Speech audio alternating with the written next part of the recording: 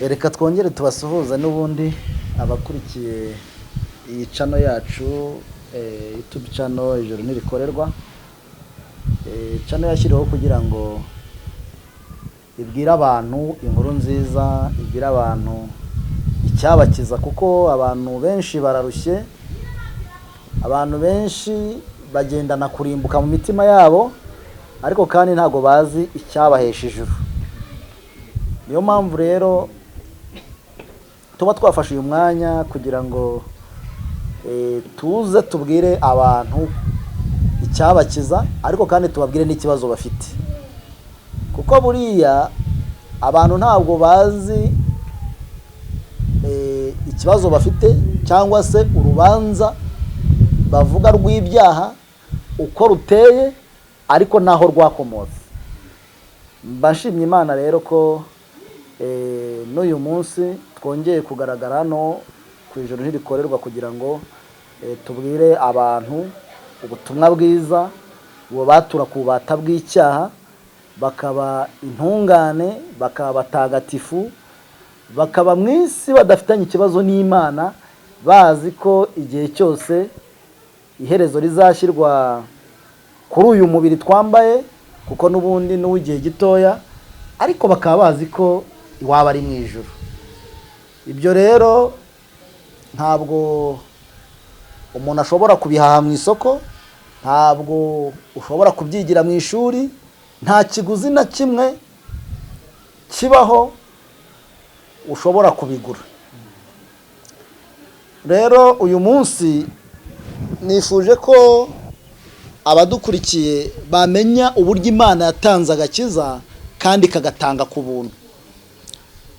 Ni ukuvuga ngo icyaha cyinjiye mu muntu, cyinjira mu muntu gishingiye cyangwa se giturutse ku muntu umwe, ari we Adamu. Ubundi uwo nguwo niwe nkomoko y'ubunyacyaha, bya bindi wibonaho byose ariko bigereranywa n'imbuto, burya bifite uwazanye ubwo bwandu cyangwa se inkomoko yabyo muri Adamu. Uwo nguwo niwe wakoze icyaha cyo kutumvira Imana, kuko buri Imana ijya kurema umuntu yamutuje, ifite aho yamutuje. Bibiliya cyangwa se ibyanditswe bitwereka yuko yamushyize mu ngobyi ya Edeni. Imaze kumushyira mu ngobyi ya Edeni, imubwira ibyo azakora n'ibyo atazakora. Reka dutinde cyane ku cyo yamubujije.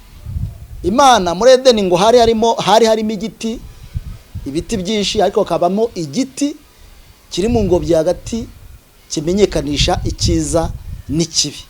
Imana rero ibwira Adamu yuko atemerewe kurya kuri icyo giti.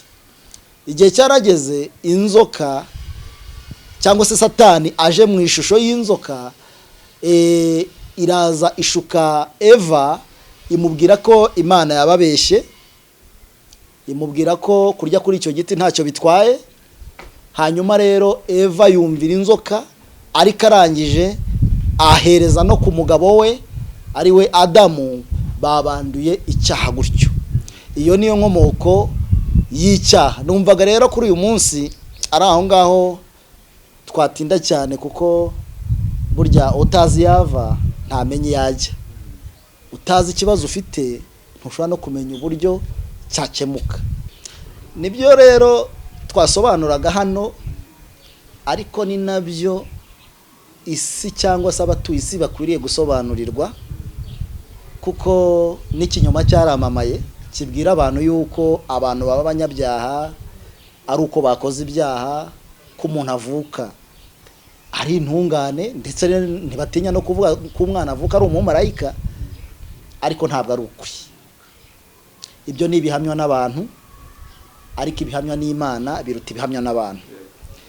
Reka rero twifashishe icyanditswe tubona hano mu Baroma cyangwa se Abanyeroma, ibice byaho 5, duhere ku murongo wa 17 twumve uko havuga, ariko turacoma na 18 ndetse na 19.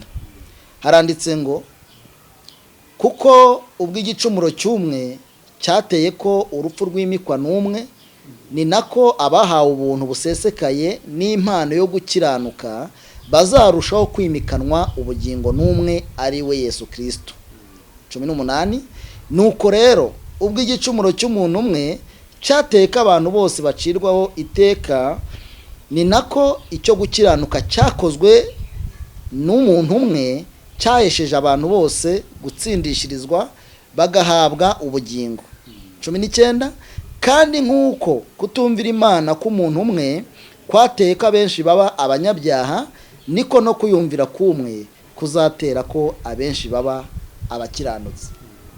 Ahangaha hamwe n'ahandi henshi hasobanura yuko umuntu yabaye umunyabyaha kubw'igicumuro cy'umuntu umwe.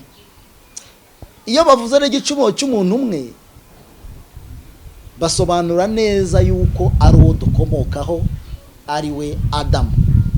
Uwo nguwo niwe wanduye icyaha, ariko kuko Imana yari yamuremeyemo inyoko muntu yose. Ubwo mvuze inyoko muntu mba mvuze ababayeho, nkavuga bariho, ariko nkavuga n'abazabaho. Bigaragaza neza yuko rero abantu banduriye rimwe, bivuze umunsi umwe. Mbese ubwandu bw'icyaha bwabaye ku nyoko muntu umunsi uwo bakomokaho cyangwa uwo dukomokaho yari yanduye icyaha.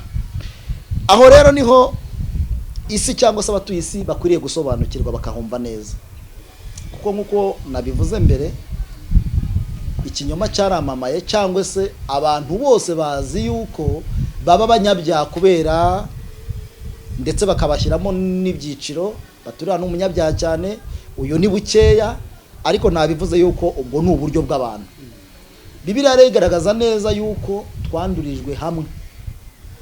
Ahandi hakavuga yuko isoko mbi idashobora kuvamo amazi meza. Erega burya bavuze yuko inkomoko yacu ubwo ari mbi, inkomoko y'abantu ubwo ari mbi, ntabwo ishobora kuvamo umuntu mwiza, cyangwa se ntabwo umuntu mubi ashobora kubyara umwiza. Aho hakagaragaza yuko twanduriye nyine mu dukomokaho, bityo muri iryo vuko bidashoboka ko havamo umuntu mwiza. Yesu yigeze yabivugaho, ni nawe wavuze ayo magambo, avuga kandi yuko igiti kibi kidashobora kwera imbuto nziza. Atanga ingero avuga ati ntawe ushobora gusoroma imbuto z'umutini ku gitovu. Aho yagira ngo avuge yuko bidashoboka yuko umuntu wavutse ari mubi adashobora gukora ibikorwa byiza, cyangwa se kuvamo umuntu mwiza, kubera yuko n'ibikorwa umuntu akora burya biba ari ibyaha byose. Aho niyo yageranyije igiti, ndetse avuga no ku mbuto. Avoka yera avoka, umwembe ukera umwembe. Umuntu rero burya nawe abyara umuntu, kandi umuntu twabonye yuko avuka ari umunyabyaha, ubwo n'uwabyaye nawe aba ari umunyabyaha. Niho rero nabyitiye ubuyobe, ariko nabwo bukomoka ku ivuko, aho umuntu yumva ko avuka abwirizwa yuko yavutse ari mwiza, ariko azagenda atunganya ingeso kugeza igihe azatungana. Bikakunanira uhereye ku ivuko, ukagira imyaka 20 byarakunaniye, ukagera 70 bakubwira ko bizashoboka, burya umuntu akarinda apfa ataribonaho ubutungane. Impamvu nta yindi rero, nuko gitera wayivukanye, nuko wanduriye mu ivuko. Mbese bisa nuko wavukana ubwandu bw'indwara runaka, ariko ibizagaragara kuri iyo ndwara nyuma nk'ibyuririzi, burya bisa nk'imbuto yeze ku bwandu wavukanye. No mu buryo bw'abantu turabizi, ariko wa munsi utangira kwibonaho ubwandu, ntago ari wo munsi uba wanduriyeho. Rero abantu bakwiriye kubyumva neza, kuko hari abigisha benshi bigisha abantu yuko bashobora kuba beza, bashobora gutunganya ingeso, bagakiranuka bigakunda, hanyuma Imana ikazabemera. Icyaha rero ni kavukire, hanyuma ibyo wibonaho ni imbuto za kavukire. Icyaha ni imbere, ni mu maraso yenda, ariko ni mu mwuka, ariko reka dukoreshe ubwo buryo, ni mu maraso. Hanyuma ibyo wibonaho nk'ibyaha ni ibyuririzi by'ubwandu wavukanye. Adamu rero niwe wakugize uko wibona, niyo mpamvu n'ubutungane udashobora kubwibonamo kuko wavutse wanduye. ubwo rero tukaba tuba dusobanurira abantu iyo dufashe umwanya nk'uyu tukaza kuri cano nk'iyi, tuba tugira ngo tubwire abantu yuko muri bo bavutse banduye, ariko kandi bidashoboka ko batahinduka, kuko icyabaye cyarabaye, wavutse uri umunyabyaha, ntabwo rero ushobora gutungana ukuze ngo bikunde, kereka bishobotse yuko wakongera ukavuka. Ni nacyo Yesu yabwiye abantu. Hari umugabo witwa Nikodemu yabwiye yuko adashobora kujya mu ijoro atavutse ubwa kabiri. Nawe ntabwo yari azi ubwo buryo, ariko Yesu aza kumusobanurira, kandi ibyanditswe byerekana yuko Nikodemu yavuye aho hantu akijijwe, nubwo yari amaze imyaka myinshi yigisha abandi ubutungane buturutse muri bo. Yesu rero amusobanurira ko bishoboka ko yatungana cyangwa se yavuka ubwa kabiri, ariko kandi ngo tubizi no mu buryo bw'abantu nta muntu ushobora kwibyara ngo bikunde, ahubwo umuntu abyarwa n'ababyeyi be. Ivuko rya mbere ntabwo ari twe twabigennye ngo tuvuke, si natwe twabyikoreye, ahubwo abantu bibonye bariho biturutse ku bababyaye. No mu ivuko rya kabiri rero nuko bigenda, nabwo uravuka, wamara kuvuka nabwo ukaba intungane ariko atari wowe wibyaye.